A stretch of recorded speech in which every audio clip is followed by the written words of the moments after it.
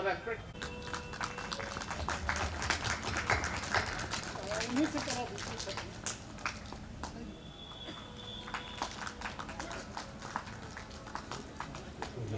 Channel में लगेगा ना।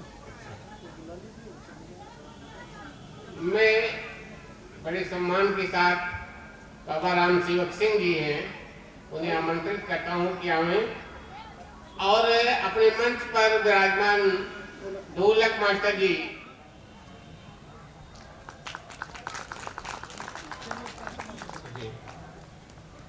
और अब समय है भजन का। अखिया हज दर्शन को प्यासी किरण पांडे जी के सानिध्य में, उनके निर्देशन में भजन अखियां हज दर्शन को प्यासी। हेलो हृदयम मधुरम गमनम मधुरम मधुराधिपति रखिलम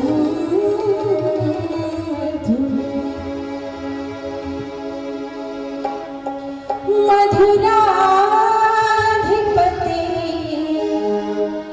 रखिलम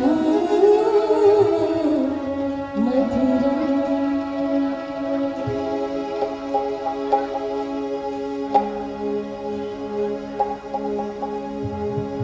हरि दर्शन की प्यास, क्या प्यास है ये आंखें हम की, हमारी, आप सबकी। हरि दर्शन की प्यास अखियाँ, हरि दर्शन की प्यास अखियाँ, हरि दर्शन की प्यास,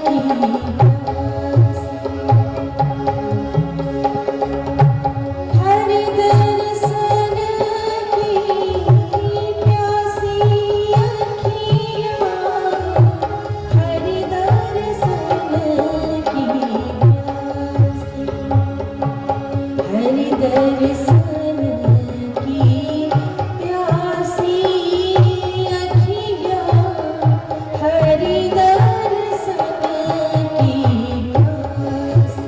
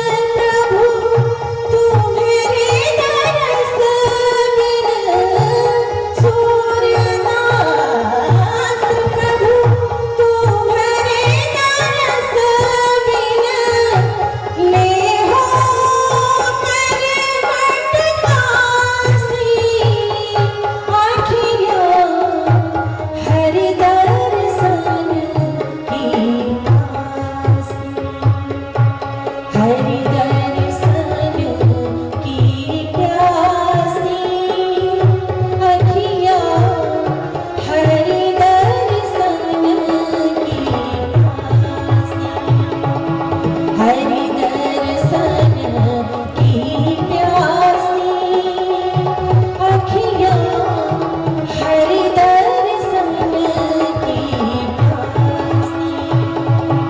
देखो चाहत कमल नयन को, देखो चाहत कमल नयन को, निस दिन राहत उदासी अखियाँ, हरि दर्शन की प्यासी, हरि दर्शन की प्यासी अखियाँ, हरि दर्शन की प्यासी, हरि दर्शन की प्यासी, हरि दर्शन की प्यासी। बोलिए श्री कृष्ण भगवान की जय। ये बहुत परम सौभाग्य की बात है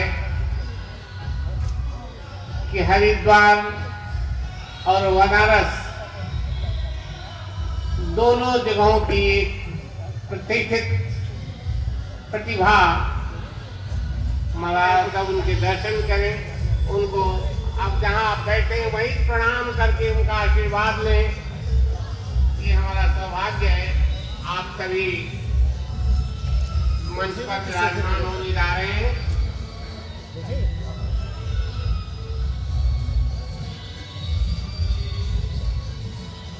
आप बैठेंगे मंच पे भी सोफे पे अपनी कोई जाती जाता है कोई ये सोफे पे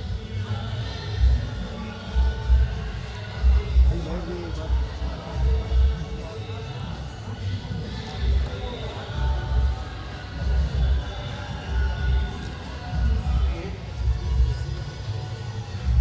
हम गीता गोष्ठी परिवार की ओर से आप सबका स्वागत एवं सम्मान करना चाहते हैं। अपने कार्यकर्ताओं से निवेदन करते हैं कि कृपया माला, अंग वस्त्र और अप्रत्य चिन्ह लेकर मंच पर पहुंचे। महाराज जी लोगों का सम्मान होना है।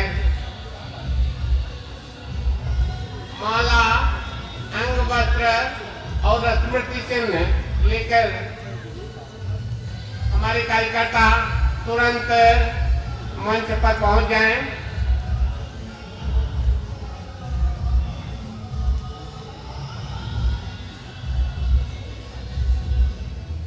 हम लोग मंच की ओर चलें।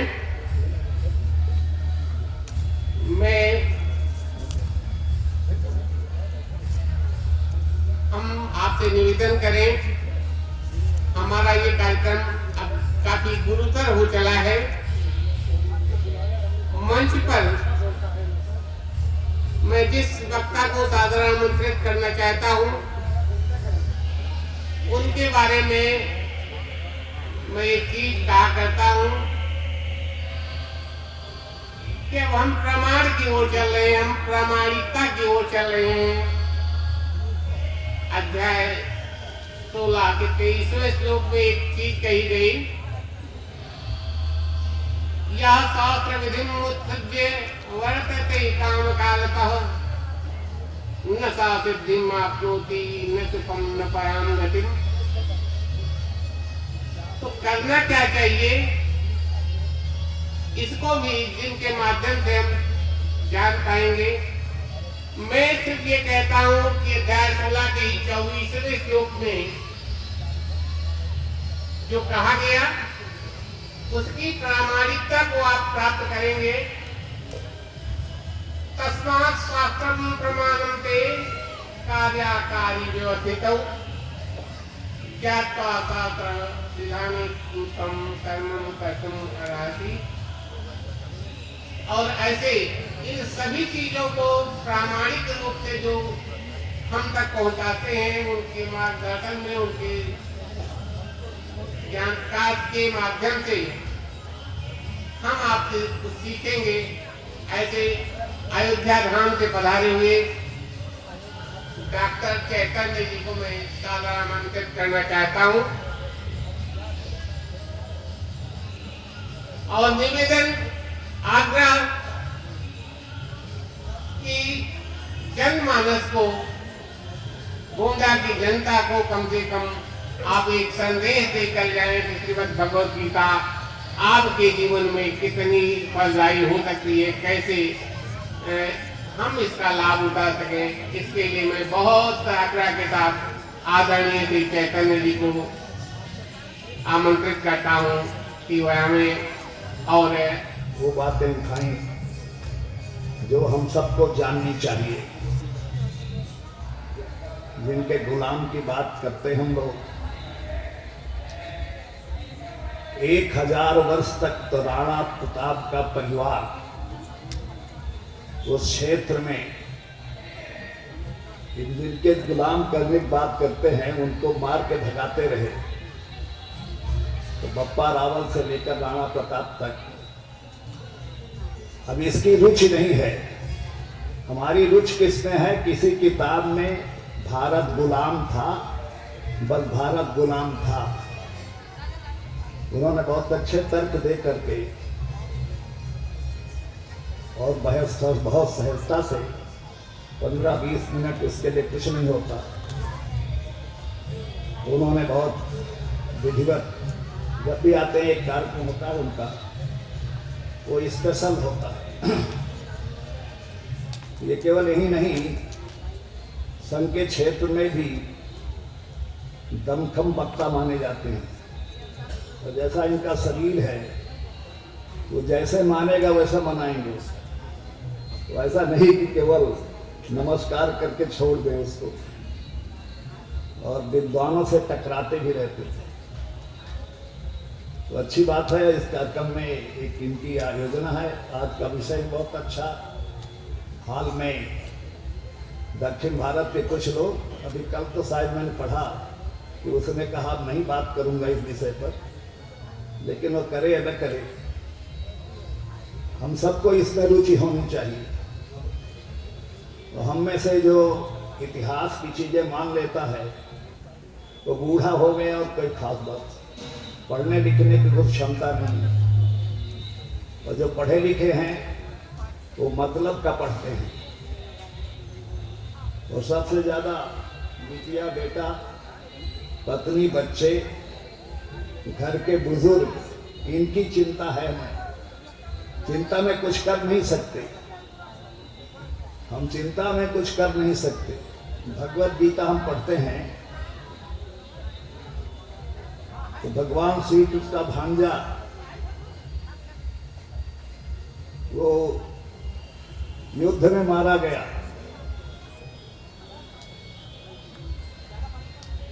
अर्जुन समय युद्ध क्षेत्र के जहां वो युद्ध कर रहा था तो वहां नहीं था, नहीं वो ही मारा जाता। दूसरे दिन उसको मारा भी, उसने प्रतिज्ञा करके मारा। जयद्रथ नाम था उसका, उनका रिश्तेदार भी था। तो ऐसी जगह युद्ध का क्षेत्र हो जहां गीता कही गई हो, तो इसके लिए हमारी पीठें सीधी नहीं होती तो हम गीता क्या पढ़ेंगे। तो हमारा स्वास्थ्य बहुत अच्छा होना चाहिए। 1970 में यहीं बगल में गोविंद स्वरूप जी का एक मकान है, संघ कार्यालय था। 10 जुलाई 70 को मैं आया।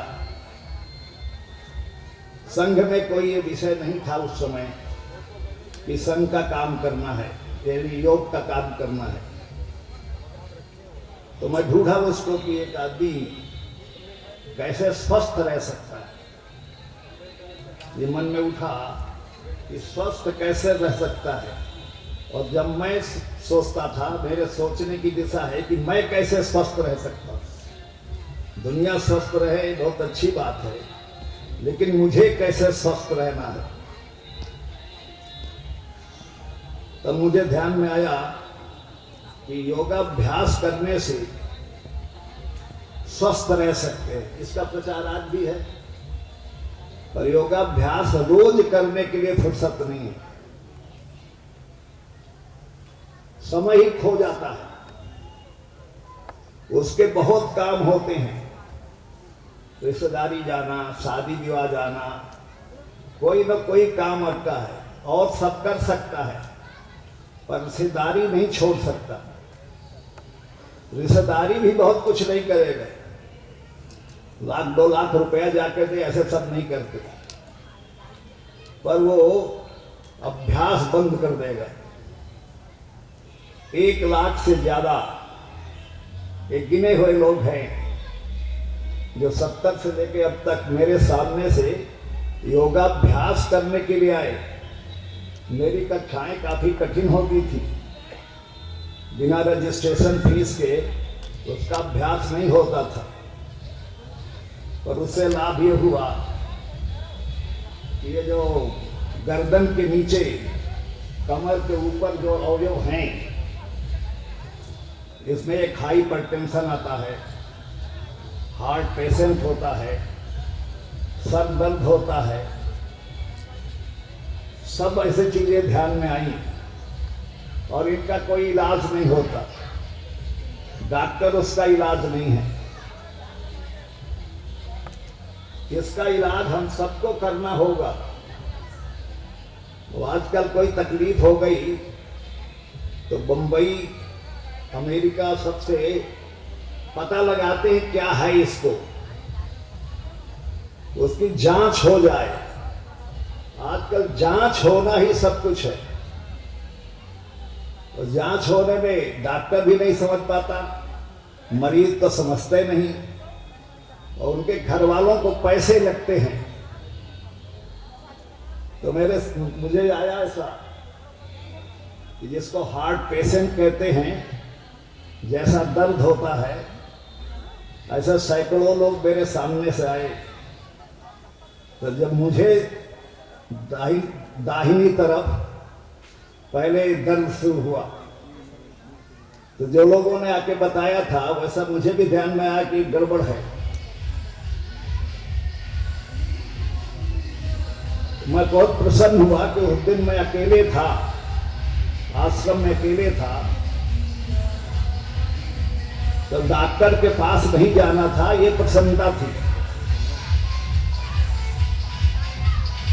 और फिर मैं, जो कठिन होता है पद्मासन बैठना, हार्ट पेशेंट हो, तो उसमें 15 मिनट बैठा रहा। उसके बाद फिर वो दर्द समाप्त हुआ, फिर आज तक दर्द नहीं हुआ। अभी हाल में 6 महीने के अंदर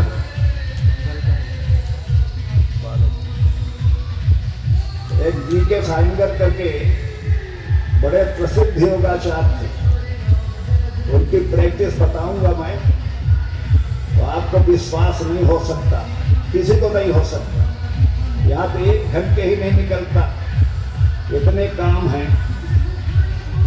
तो वो 11 घंटे प्रैक्टिस करता था, और कई दिन ऐसा होता था कि कल बचेगा नहीं, पर दूसरे दिन उठे तो फिर तंदुरुस्त, फिर 11 घंटे के लिए। जी.के. साइंगर, ये बड़ा नाम प्रसिद्ध है। बस उनकी एक दिक्कत थी, योग उनसे कोई ज्यादा जानता है ऐसा कहा तो पिटाई ही कर देगा। 11 घंटे अभ्यास करने वाला आदमी, और उसके शरीर के अंगों से लेकर सब पर काम, और जितने आधुनिक रोग हैं वो सबका एक्सपर्ट था। कैंसर पेशेंट ठीक किया, जितने रोग होते हैं, अस्थमा वगैरह तो बहुत उसके दाएं बाएं खेल थे, पर कैसे ठीक होता है उसको आपको ठीक करना पड़ेगा। अगर आप नहीं ठीक करना चाहें तो और किसी तरीके से नहीं ठीक होगा। तो यही 10 जुलाई 70 को मैंने तय किया, इस जिंदगी में एक दिन अभ्यास नहीं छोड़ना है और स्वस्थ रहना है, दीर्घजीवी रहना है। ये मेरे साथी हैं बैठे तुलसीदास जी, ये सार्वजनिक कार्यकर्ता थे, 2 बार एमएलए भी थे। बीजेपी में एमएलए जो रहता है पहले साल तो सब जिताते हैं और उसके बाद जब जीत गए तो हराते भी हैं। तो इसलिए मैं भी यही था। अटल बिहारी वाजपेयी मिले, मुझसे पूछा उन्होंने कि आपकी राजनीति में कोई रुचि नहीं है। मैंने कहा 200% कोई रुचि नहीं है। अटल जी जब उस समय आते थे, इनके तो भाई नेम भाई थे, सब परिचित थे, मेरे ही परिचित थे। योग का काम ये राजनीति का काम नहीं है। राजनीति वाले को स्वस्थ रहना है। उनके और रहते हैं कि बहुत समय नहीं है, बैठेगा रात भर बैठेगा, रात भर बैठे स्वस्थ कैसे रहेगा? अगर योगाभ्यास करते हैं 9 बजे सो जा, जो काम बच जाए छोड़ दे, जो धंधा न चले उसे छोड़ दे। उम्र बढ़ाना इतना सरल नहीं है। अगर आपकी उम्र बढ़े तो करेंगे क्या?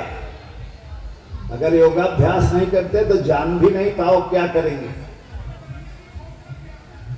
इस बार में हम लोग 10 लोग आए, वहां जो योगाभ्यास करते हैं सीधे कक्षा से यहाँ आए। उनकी योग में रुचि है तभी यहाँ आए। कार का भाड़ा देंगे, सारी चीज आएंगे, व्यवस्था करेंगे। अयोध्या तक नहीं आते, यहीं आए। तो क्यों नहीं आते? कोई ना कोई काम हो जाएगा। एक काम हो जाएगा तो नहीं आ सकता। कोई धंधे काम रहा तो चला ही जाएगा। और धंधा सबके पास होता है। विद्यार्थी के पास पढ़ना है, अध्यापक को पढ़ाना है, सर्विस वाले को काम करना है, तो सबके पास काम होता है। और मस्तिष्क थक गया है, वो काम करना नहीं चाहता, पैसा बनाना चाहता, काम नहीं करना चाहे। स्कूल में छुट्टी है तब कहीं न योजना बना लेगा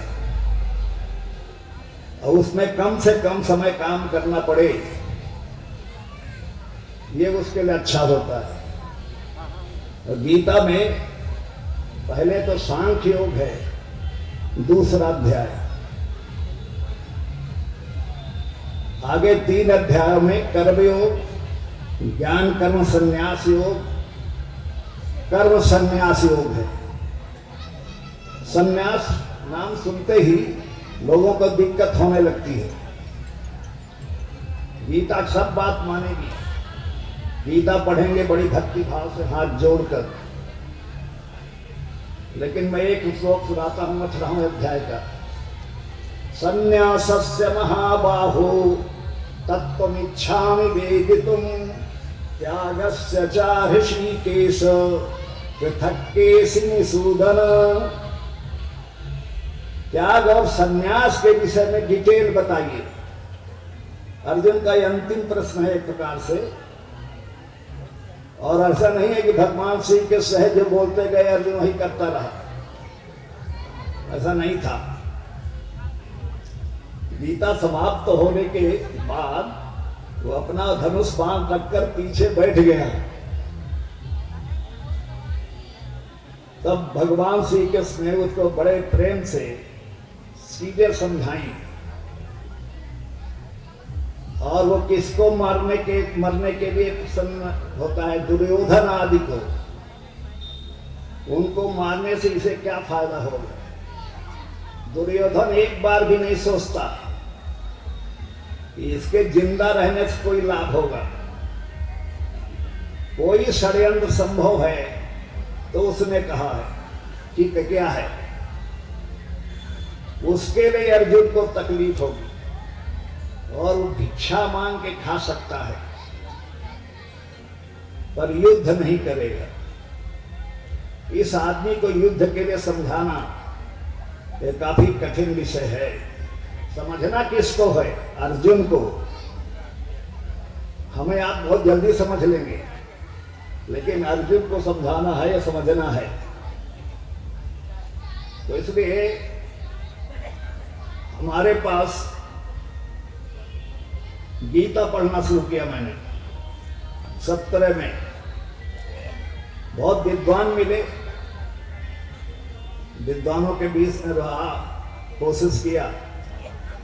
तो पहला काम किया, गीता पूरी कंठस्थ होना चाहिए। तो गीता कंठस्थ हो जाती है, 2 साल बंद रहे सब भूल जाएंगे। आप अगर एक 25-50 श्लोक याद करें तो साल भर बाद सब खुजलाएंगे। तो उसको नित्य पढ़ना होगा। तो यहां को देख करके मैंने कोशिश किया कि नित्य वाला होना चाहिए। तो 100 श्लोक नित्य मेरी कक्षा में पढ़े जाते। नित्य माने नित्य। वो श्लोक कौन से हैं? दूसरे अध्याय के अशोच्यानन्द सोचस्तम से देही नित्यवबद्धोयम देहे सर्वस्य भारत तस्मात् सर्वाणि भूतानि नत्वं शोचितुमर्हसि। इसी अध्याय के 54 से 78 तक अर्जुन वास से उसको बहुत पहले से लोगों में अलग से इन दोनों को, वो तो सांख्य योग है, उसको तो जल्दी याद कर लेते हैं लोग, और नहीं तो ये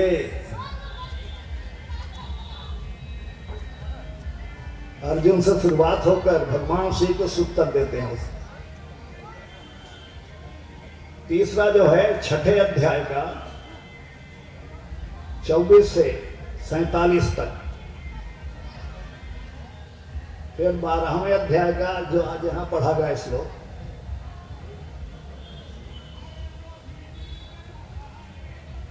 वो श्लोक है 12वां अध्याय के 10 श्लोक 11 से 20 और 18वें अध्याय के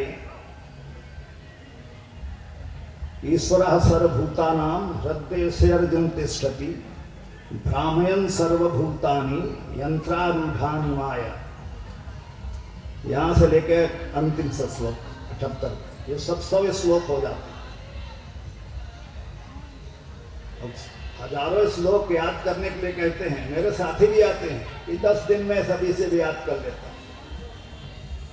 मैं एक पेट वर्क है, तुम 10 दिन बाद ये भूल जाओगे, तुमने याद करने के लिए कहा है। जो 10 दिन में सब गीता याद कर लेते हैं, उनके लिए पका हुआ सूत्र है। अब जैसे पहले याद कर लिया, आज याद रहे कि नहीं, ये नहीं भी याद रहेगा। मनुष्य भूलने वाला प्राणी है। सत्संग हो गीता का तो याद रह सकता है।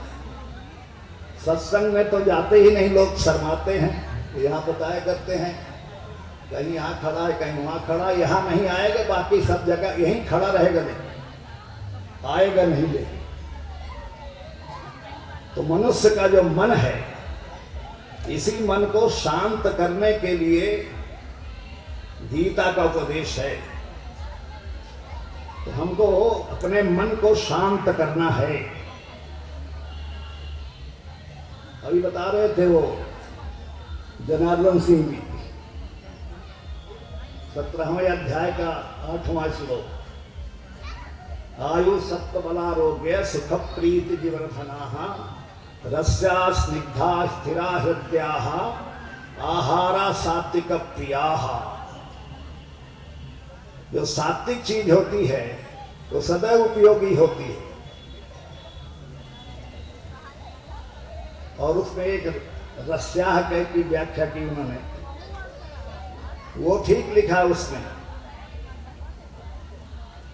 अगर आपका स्वास्थ्य ठीक होगा तभी आप स्वस्थ होंगे। और ये जो शताब्दी है ये नमकीन खाने वाली है या मिठाई खाने वाली है, इन दोनों से स्वस्थ नहीं रह सकता। छोटा बच्चा नमकीन खाएगा कि दूध पिएगा? तो नमकीन खाएगा, दूध नहीं पिएगा। और उसकी माँ कहती पता नहीं कल मुहा कहाँ पैदा हो गया ये, पर वो खाएगा वही, इसके इस बात का असर नहीं होगा।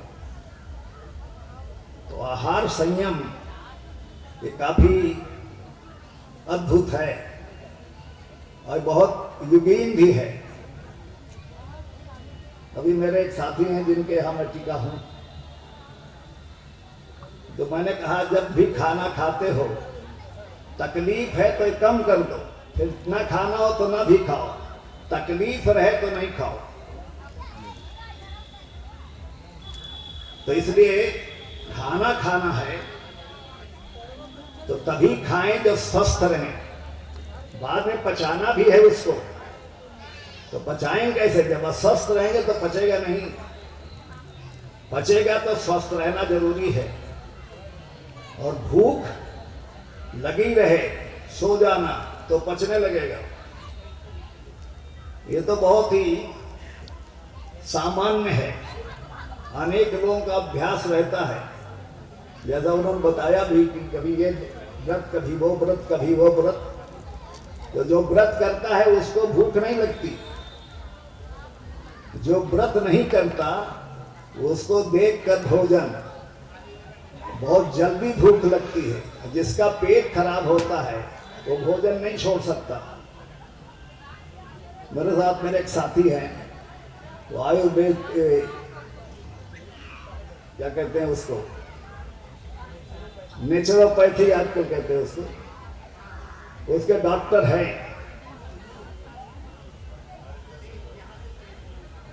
तो नेचुरोपैथी एक ऐसा है, अगर उसके आप जानकार हैं तो आप स्वस्थ हो ही जाएंगे। और नेचुरोपैथी के लिए विदेश के व्यक्ति, केरल पूरा है, विदेश से आएगा, पूछेगा कब ठीक होंगे। तो जब तक न ठीक हो तब तक अभ्यास करो, भाग्य होगा तो ठीक हो जाओगे। ठीक हो जाओगे तो बहुत काम करोगे, पर वो जैसे बताएगा 1 सप्ताह से ज्यादा लगेगा। ये किसी एलोपैथिक डॉक्टर को ढूंढने लगेगा। अब एलोपैथी के विषय में तो बहुत बात जानते हैं, इसलिए उसके विषय नहीं कहूंगा, नहीं एंटी एलोपैथी भाषण हो जाएगा। 24 घंटे क्या ऐसा करते हैं जिससे आपका स्वास्थ्य ठीक हो? ये हम में से प्रत्येक कर सकता है।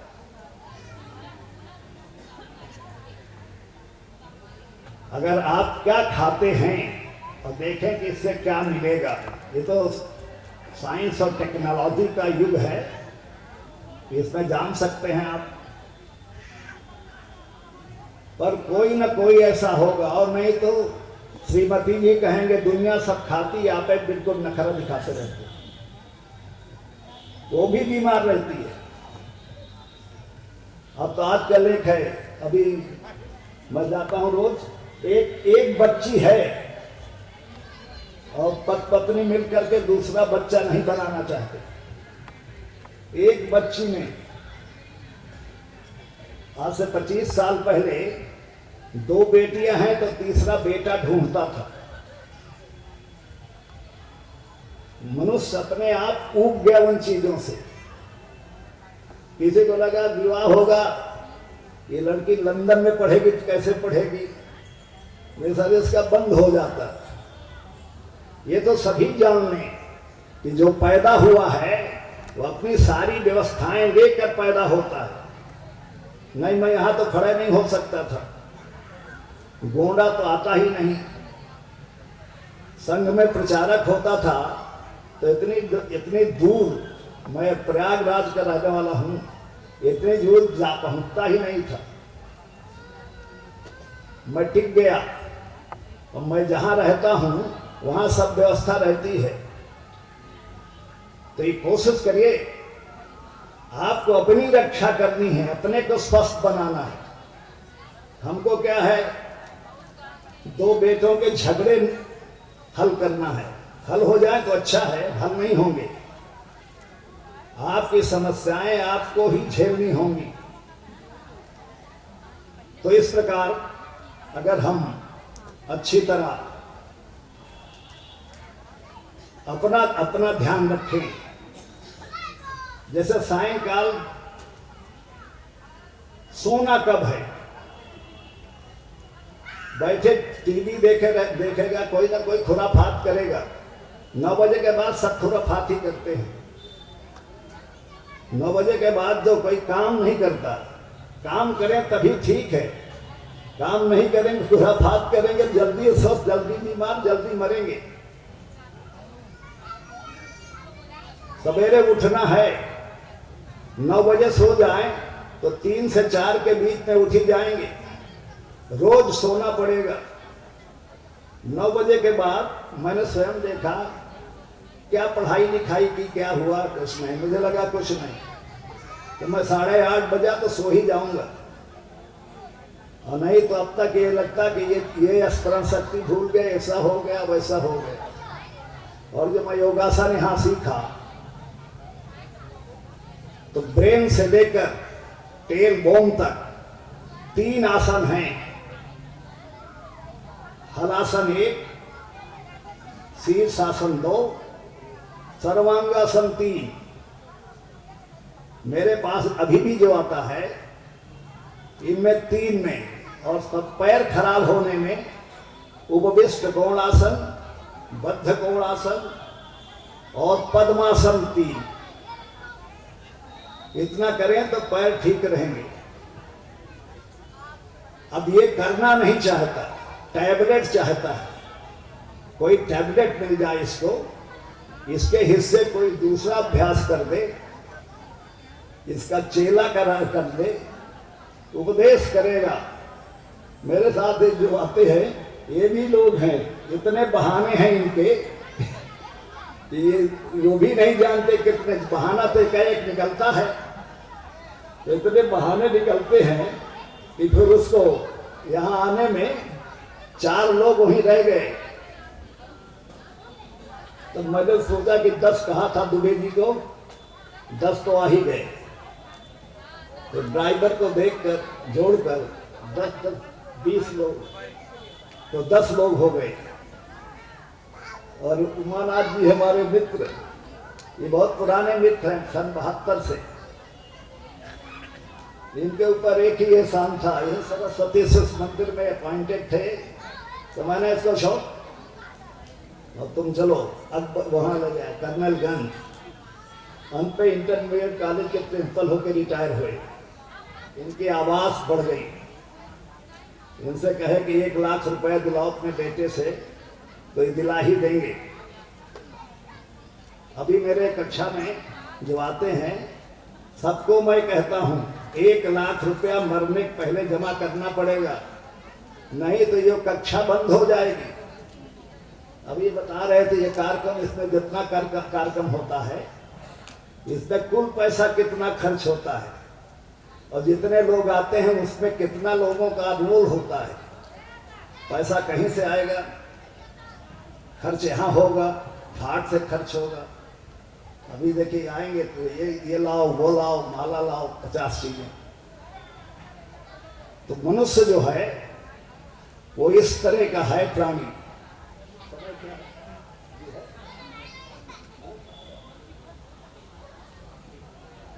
3 मिनट कहा है, मैं 2 मिनट में खत्म कर दूंगा। तो मनुष्य का जो ये स्वभाव है, स्वभाव दुरतिक्रमः, अपने स्वभाव को बदलना ही सबसे कठिन है। क्रोध है, लोभ है, काम है, ये सब तो होता है। जो ठीक कर लेता है वही यशस्वी होता है, जिसका ठीक नहीं होता वो पतित हो जाता है। ऐसा नहीं है कि किसी को क्रोध फायदा भी करे, ऐसा नहीं होगा। तो मनुष्य को अपनी चीजों को स्वयं ठीक करना है। हम अपने आसपास देखते हैं कि जो संयमी होता है वो स्वस्थ भी होता है। तो अगर हमारा संयम है, संयम किस बात पर? अहंकार दूर करने के लिए, क्रोध दूर करने के लिए, लोभ दूर करने के लिए। अगर हम इसको, ये असंभव नहीं है, ये गीता के सहारे ही संभव है। तो श्रीमद् भगवद गीता से हम यशस्वी साधक हो सकते हैं, दुर्गुण रहित हो सकते हैं, नैतिक हो सकते हैं, आध्यात्मिक हो सकते हैं, आत्मज्ञानी हो सकते हैं, समाधि में जा सकते हैं। धन्यवाद।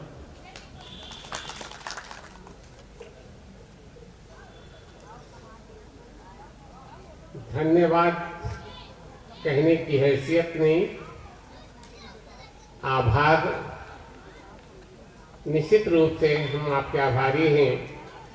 आपने अपने बहुत अच्छे शब्दों में हमारे लिए एक मार्ग प्रशस्त किया। और अब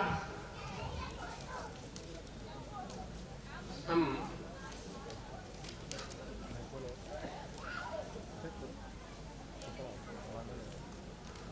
मंच पर ही विराजमान अपने परम सम्माननीय प्रवासी धर्माचार्य श्री विवेक शुक्ल जी से, जो अमेरिका में प्रवास कर रहे हैं, प्रवास पर हैं, हमारे कार्यक्रम में सम्मिलित होने के लिए यहाँ पधारे हैं, मैं बड़े सम्मान के साथ उन्हें आमंत्रित करता हूँ कि अपने शब्दों से हम सबके जीवन को सहज और सरल करने का मार्ग प्रशस्त करें श्रीमद् भगवद गीता के माध्यम से। और हमारे इस गीता गोष्ठी परिवार के वार्षिक सम्मेलन में आपका स्वागत और आग्रह कि हमें एक सहज राह प्रशस्त करने का माध्यम बताएं। आदरणीय श्री शुक्ल जी। वंदे जगत कारणम वंदे पन्नगभूषणम निर्धरम वंदे पशूनां पतिं वंदे सूर्य शशांक वाहनि नयनं वंदे मुकुंद प्रियं वंदे भक्तजनाश्रयं सवर्दं वंदे शिवं शंकरं वसुदेवसुतं देवं कंसचाणूरमर्दनं देवकी परमानंदं कृष्णं वंदे जगद्गुरुं। गुरुर्ब्रह्मा गुरुर्विष्णु गुरुर्देवो महेश्वरः गुरु साक्षात् परब्रह्म तस्मै श्री गुरवे नमः।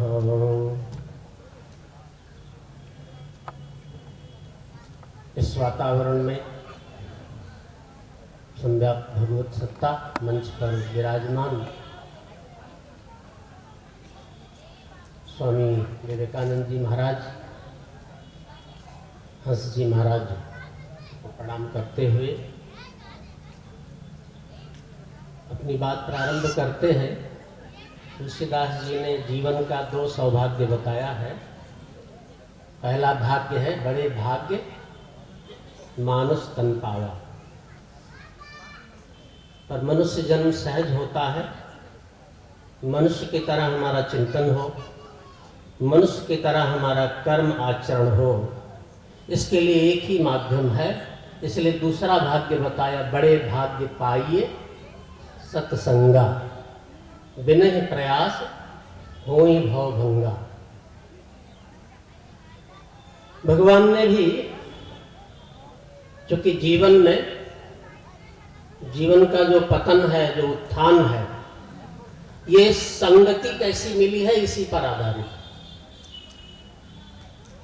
इसलिए भगवान ने कहा संज्ञात संजायते कामः कामात् क्रोधो विजायते क्रोधात् भवत् सम्मोहः सम्मोहात् स्मृति विभ्रमा स्मृति भ्रंशात् बुद्धिनाशो बुद्धिनाशात् प्रणश्यति। चाहे मन का विषयों से संग हो या विषयी पुरुषों का संग हो। यहां उन्होंने गलत संगत के विषय में बताया तो उसी तरह की आपकी कामनाएं पैदा होती हैं। कोई बहुत मर्डर किया हो, बड़ा व्यभिचार किया हो, बड़ा लूटपाट किया हो, और फिर भी पूर्व जन्म का पुण्य या कुछ भी बड़ा सफल दिखता, आप उसके पास बैठते हैं तो निश्चित उस तरह के करने की कामना आपके अंदर भी हो जाएगी। जुआ खेलने वाले के पास बैठेंगे तो सहज में ही जुआ खेलना आ सकता है। शराब पीने वाले के साथ बैठेंगे, सहज में शराब पीने की आदत लग सकती है। आप अग्नि के पास बैठेंगे, गर्मी लगेगी। ठंडक के पास बैठेंगे तो ठंडी लगेगी। संज्ञात संजाए, तो इस तरह की कामनाएं होती। बड़े बड़े ऋषि नारद जी खाली थोड़ा सा मन का संग अहंकार से हुआ और फिर क्या रटने लगे, जब तक कछ न होय ते काला, हे विधि मिले कवन विधि। बाला एक राजकुमारी और अब वो भगवान की लीला थी, उनके सामने अहंकार जता बैठे, कामदेव को जूत लिया। तो ये अहम मन से जुड़ा और कितना बड़ा अनर्थ हो गया। संज्ञात संजायते कामः, और जब इन कामनाओं पे रुकावट होता है, ये बड़े लोग मर्डर क्यों करते हैं? जब वो देखते हैं ये हमारे काम में रुकावट पैदा कर रहा है तो कामादि क्रोधो भी जायते, उनको क्रोध उत्पन्न होता है। और क्रोधादि बहुत सम्मोहा, मनुष्य अपना होश खो देता है। अमेरिका में या विदेशों में ऐसी स्थिति है कि बाप बेटी से बच्चे पैदा हो जा रहे हैं, भाई बहन से बच्चे पैदा हो जा रहे हैं, नाना प्रकार की ऐसी स्थिति। फ्रायड की फिलॉसफी बहुत प्रतिष्ठित हुई सारे दुनिया में।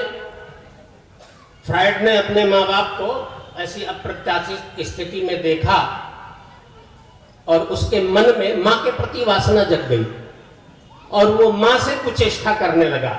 फ्रायड बचपन में उसके बाप ने उसको मारपीट करके भगा दिया, पर वो थिंकर था, उसने कुछ ऐसा लिखा कि ये जो पशु पक्षी हैं, इनकी ना कोई माँ होती है, ना कोई बहन होती है, ना कोई बेटी होती है, और इनकी स्वच्छंदता ही इनके स्वस्थ रहने का कारण है, इसलिए ये सब संबंध बेकार है।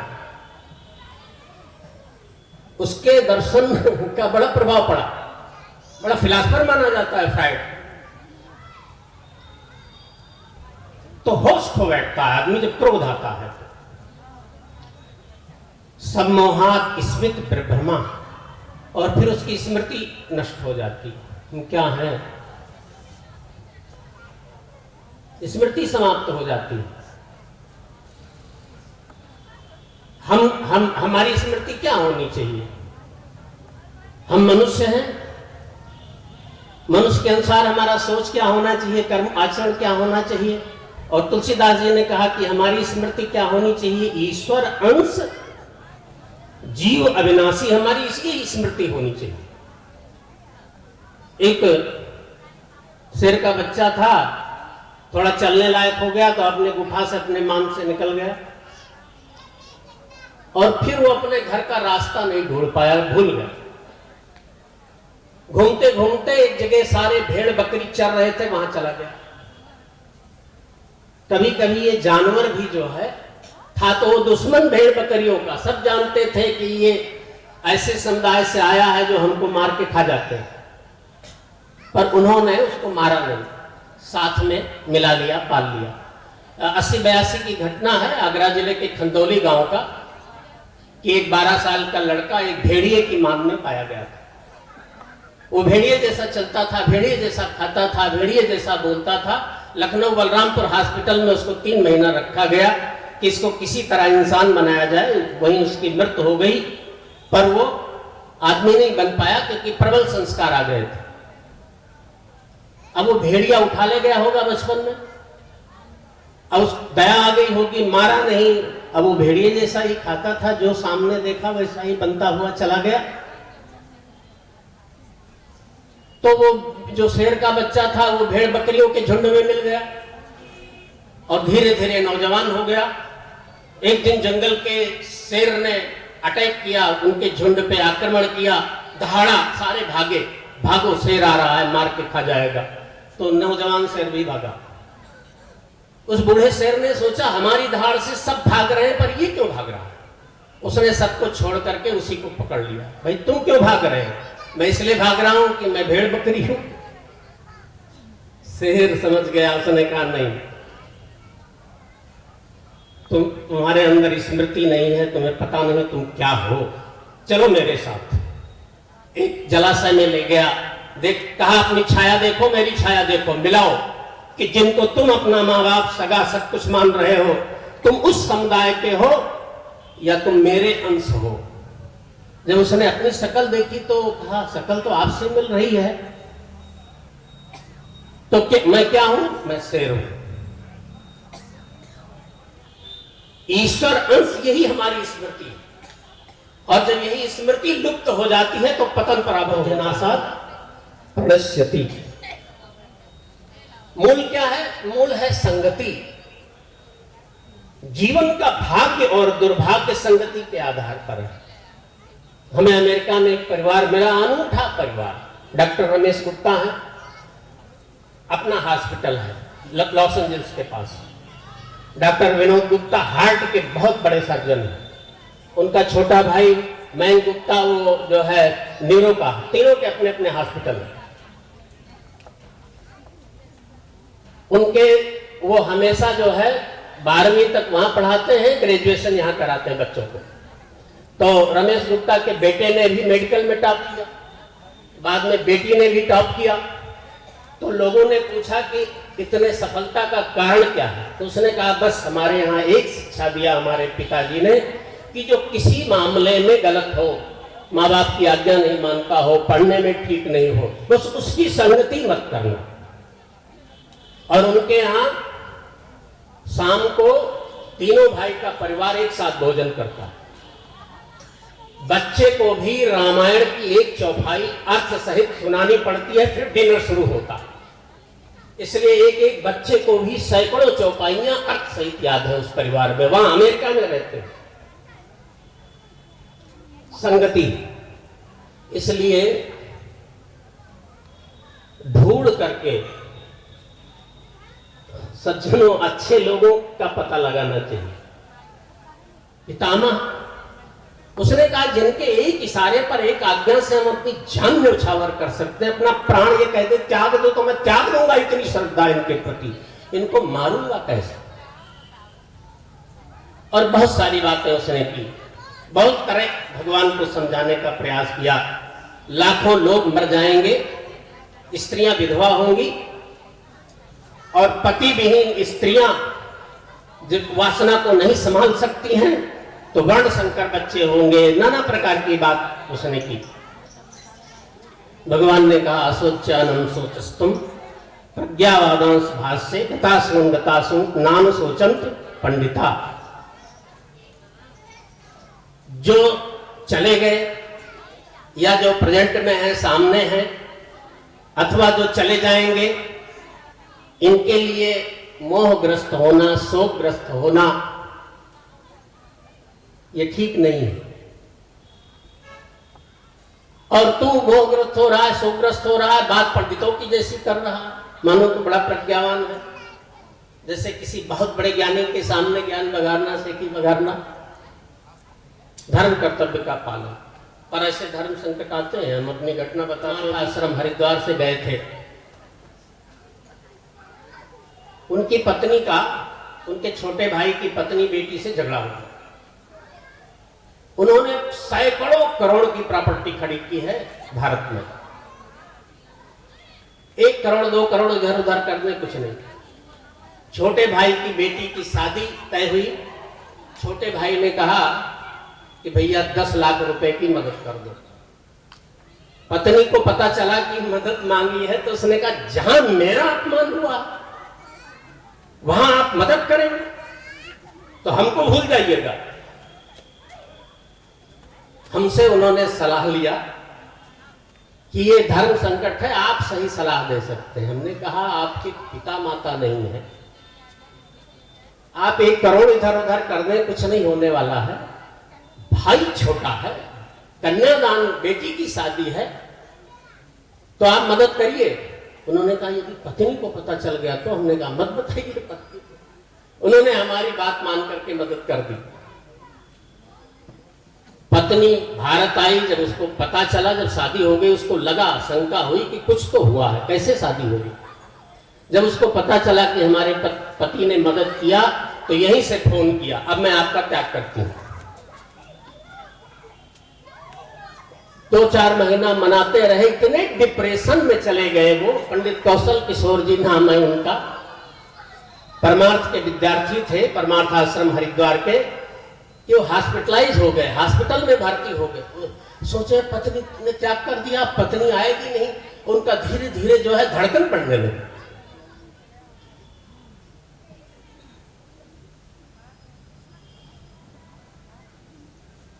तो हम निवेदन कर रहे थे, ऐसा ही धर्म संकट अर्जुन के साथ। आप सोचिए, पत्नी कह रही है तुमको त्याग देंगे, एक तरफ भाई की बेटी की शादी, ठीक यही धर्म संकट। पर यहां भगवान ने यही कहा, गुरु खड़े हैं, कुल गुरु खड़े हैं, पितामह खड़े हैं, सब स्वजन प्रियजन खड़े हैं, पर यहां बीच में तुम धर्म कर्तव्य देखो। बस अपने धर्म कर्तव्य का पालन करो। मेरा चित्तौड़ की कुलवधू थी, राणा सांगा भी उसके ससुर थे, उसके पति युद्ध में मारे गए। 1 साल ही हुआ था विवाह का। ससुर इतना मानते थे कि घर में ही मंदिर बना दिया था, जो गिरधर गोपाल वो लेकर के आई थी उनके लिए, घर के मंदिर में ही पूजा करती थी। बहुत सुंदर थी। देवर की गलत दृष्टि थी, विक्रम की, अनेकों तरह से मीरा को सताने लगा। सब जानते हैं, राणा ने विष दिया, मान अमृत पिया, विष पिलाया, सांपों का पिटारा भेजा। एक टाइम ऐसा आया कि मीरा मंदिर गई, उसके देवर को लगा कि सब इसी मूर्ति में है, मूर्ति को भी उखड़वा करके फेंकवा दिया। फिर बड़ी विचलित हुई। उसी समय कुलगुरु आ गए। कुलगुरु से को एक पत्र लिखा कविता में ही, कि जाकर के तुलसीदास ही बता सकते हैं। मैं चित्तौड़ की कुलवधू हूं, मैं यहां की राजरानी हूं, इतना प्रतिष्ठित घराना, पर करूं क्या? मुझे भगवान की भक्ति नहीं करने दिया जा रहा, मेरे साथ कुछ चेष्टाएं हो रही हैं। तो तुलसीदास जी ने पत्र लिखा, उत्तर दिया, जाके प्रिय न राम वैदेही, तजिए तिनहि कोटि वैरी सम, यद्यपि परम स्नेही, पिता तजो प्रहलाद, विभीषण बंधु भरत महतारी, बलि गुरु तजो कंत ब्रज बनितन, भय मुद मंगल कारी। वही बीच में धर्म कर्तव्य देखो। यदि कोई तुम्हारे धर्म को ही मारने के लिए खड़ा है, तो फिर कोई भी संबंध हो। भगवान ने अर्जुन को ये प्रेरणा दिया। जब विभीषण आया था, तो भगवान राम ने उसे क्या कहा? जननी जनक बंधु सुत दारा, तन धन भवन सहित परिवारा, सबके ममता ताग बटोरी, मम पद मन बांध बरी डोरी। धर्म, धर्म, मम पद माने धर्म, सब कुछ बस यहां से बांध करके चलो, इस पैमाने पर सारे संबंध बनाओ। इसके साथ ही बहुत सारी बातें, यहां इतने विद्वान बैठे हैं, बहुत सारी बात आप सुनेंगे। भगवान ने उस भक्ति की बात की। 12वां अध्याय सरल से सरल, सरल से सरल कैसे भगवान की भक्ति कर सकते हैं। बहुत बढ़िया भगवान ने इस संसार को एक वरदान दिया। अर्जुन ने पूछा, पहले सारा भगवान ने मैं ये हूं सारा स्वरूप दिखाया। अर्जुन ने पूछा कि निराकार ब्रह्म और साकार ब्रह्म में कौन सी उपासना श्रेष्ठ है? तो भगवान ने सबसे पहले कहा कि जो मेरे सगुण रूप की उपासना करते हैं वो परम योगी हैं। और फिर उन्होंने कहा जो इंद्रियों का संयम करते हुए, सबके प्रति हित का भाव रखते हुए, प्रेम का भाव रखते हुए, निष्काम भाव से मुझ सच्चिदानंद परमात्मा का ये मानते हुए कि जो अचल है, अनंत है, नित्य है, सर्वव्यापक है, सर्वशक्तिमान है, इस रूप में उपासना करते हैं, वह मुझे ही सीधे प्राप्त होते हैं। निश्चित रूप से उन्होंने निराकार ब्रह्म की उपासना को यहाँ अच्छा श्रेष्ठ बताया, लेकिन फिर वो आगे कहते हैं चौथे श्लोक में कि जो देहाभिमानी है, बेटे को हुआ है तो आप दुखी हो गए, पत्नी को हुआ है तो आपका मन उधर चला गया, जो ऐसे देहाभिमानी हैं उनके लिए निराकार ब्रह्म की उपासना बहुत कठिन है। उन्हें हमारे सगुण स्वरूप की उपासना करनी चाहिए। आगे उन्होंने और कहा कि मेरे स्वरूप में तू मन को अचल कर, स्थिर कर। यदि तेरा मन स्थिर नहीं हो पाता है, क्योंकि जैसे ही कोई आप जब तक करने लगेंगे, भगवान का ध्यान करने लगेंगे, तो उसके प्रभाव से अंदर के संस्कार विकार जागृत होने लगते हैं और फिर श्वास की स्थिति विषम हो जाती है।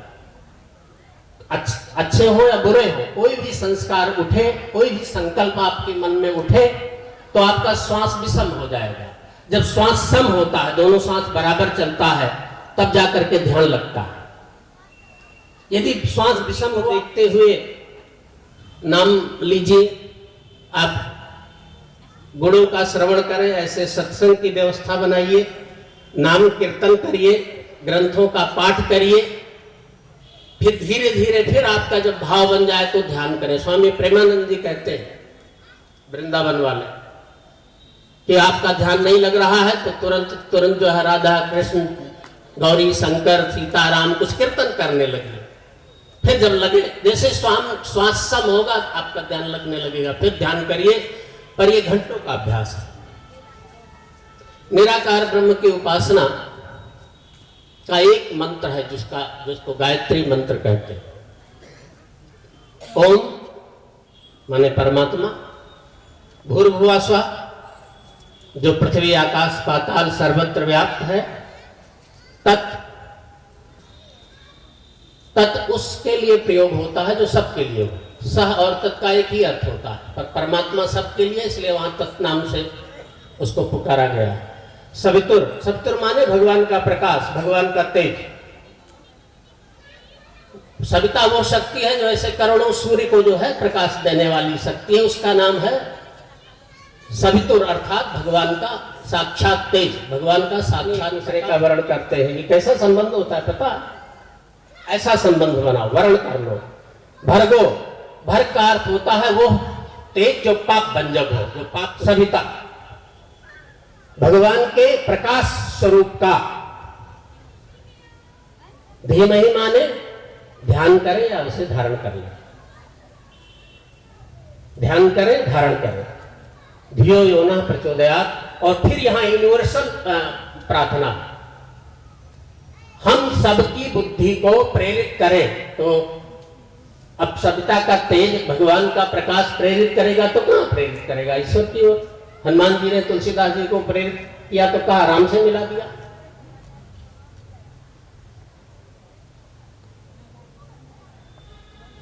भागवत के चतुर्थ स्कंध में भक्ति को बड़े सरल ढंग से करके और मां को समझाया है कपिल भगवान ने, मां देवहूति को। बहुत सारी बातें हैं। उन्होंने 4 विशेष चीजें बताई कि जब आप भक्ति करेंगे तो 4 अवस्था है। जब आप कोई भी नाम जब करने लगेंगे तो धीरे धीरे उसकी समीपता, निकटता का अनुभव होगा। भगवान मेरे साथ साहित्य माने आपका योग बन जाएगा, आपका जुड़ाव हो जाएगा। फिर एक दिन आपकी माला छूट गई तो आप बेचैन रहेंगे।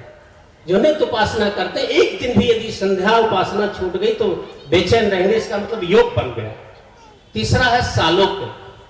फिर भगवान के दिव्य गुण, दिव्य शक्तियां आपके जीवन में आने लगेंगी और यही लोग रुक जाते हैं।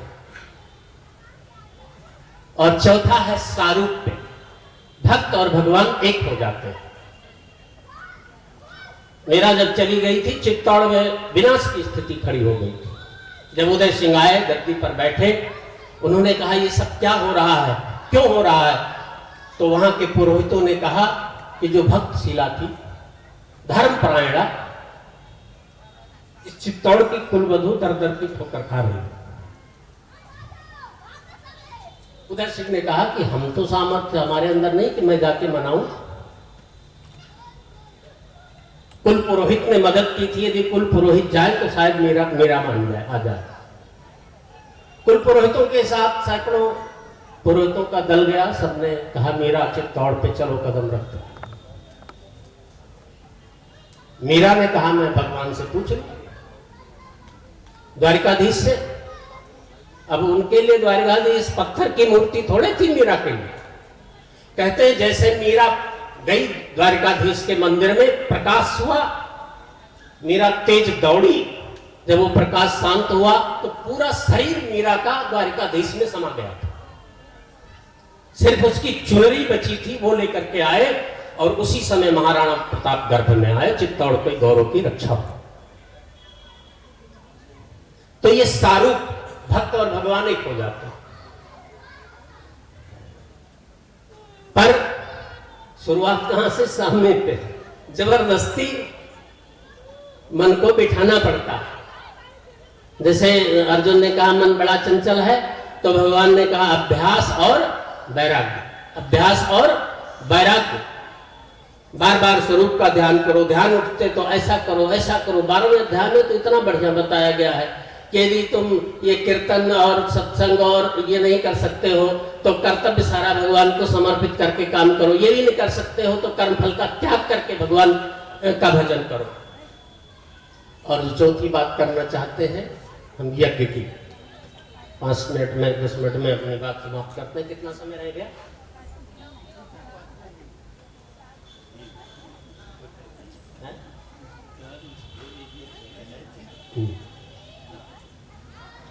हम यज्ञ की सहयज्ञ प्रजा सृष्टा पुरोवाच प्रजापति। भगवान ने बहुत सारे यज्ञ की चर्चा की है, स्वाध्याय यज्ञ, तप यज्ञ।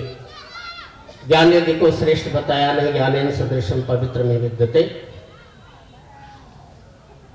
पर जो भगवान कहते हैं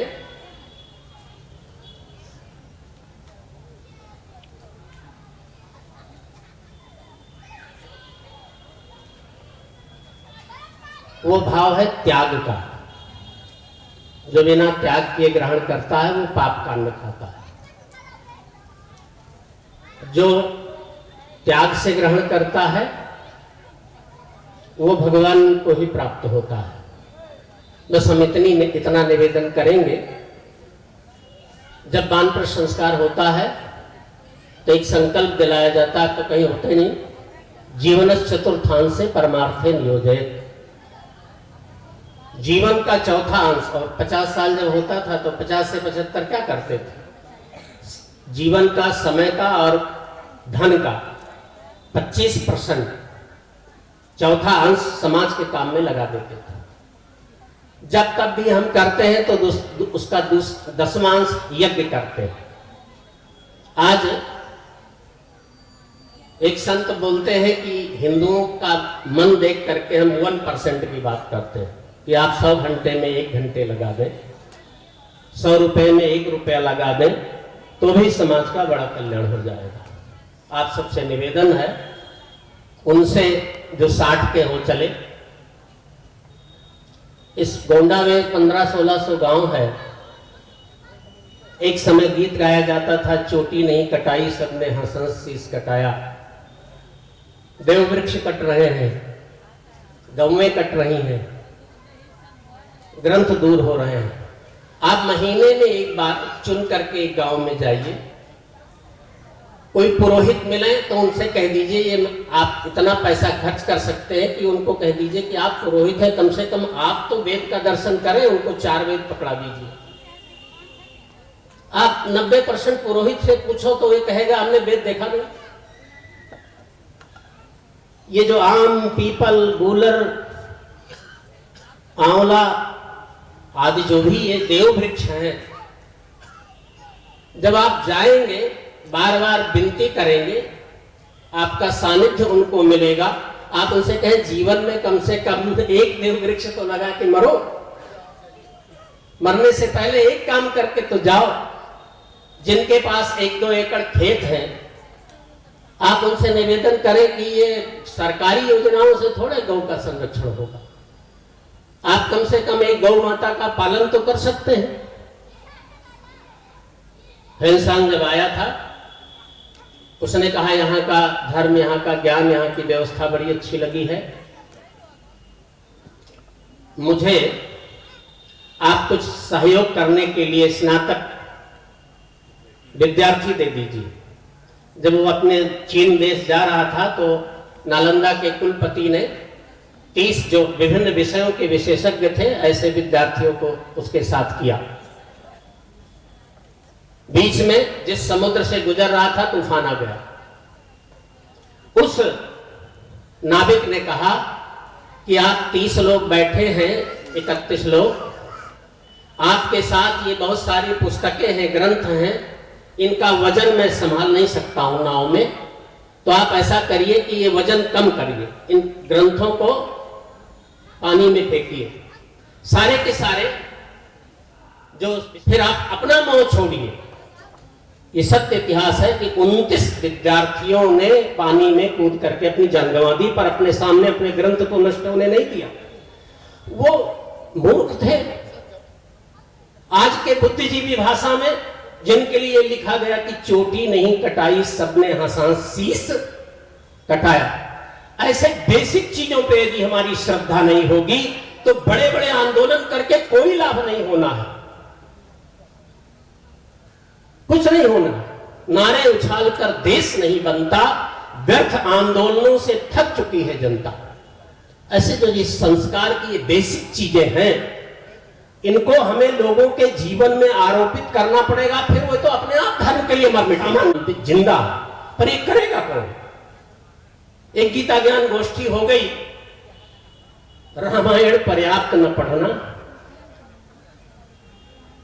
उस सांचे में ढलना होगा, चले राम के पद चिन्हों पर अब इतिहास। अगर ये संकल्प आप लेकर के जाएं, महीने में कम से कम एक दिन किसी गांव में चले जाएं, वो लोग जिनके बिना कमाए आपके परिवार का काम चल सकता है, बिना कमाए आपके बच्चों का काम चल सकता है, आपसे मैं खाली महीने में एक दिन मांगता हूं। ऐसे 1600 लोग तो होंगे रिटायर लोग इस गोंडा खाली शहर में। आप वहां जाएंगे, वहां भी कुछ पढ़े लिखे लोग हो जाएंगे। यदि आपने साल भर ऐसा 12 बार भी गए तो आप वहां भी 5 लोगों को तैयार कर सकते हैं, अपने जैसा बना सकते हैं। अगर कुछ ऐसा संकल्प जीवन में नहीं जुड़ा तो करते रहिए कुछ भी, लाख बजाओ घंटी, परमात्मा मिलेगा, इसकी क्या गारंटी। इसलिए कुछ संकल्प जोड़िए कि गीता स्वाध्याय करेंगे, एक श्लोक रोज पढ़ेंगे, और जो हमने ये कहा कि कुछ आप अपने समय का, कुछ धन का एक अंश, जहां नीट एंड क्लीन लोग हैं, गांव के लोग, वहां लगाने का प्रयास करें। इसी के साथ अपनी बात को यही समाप्त करते हैं। बहुत बहुत धन्यवाद। बहुत आभार।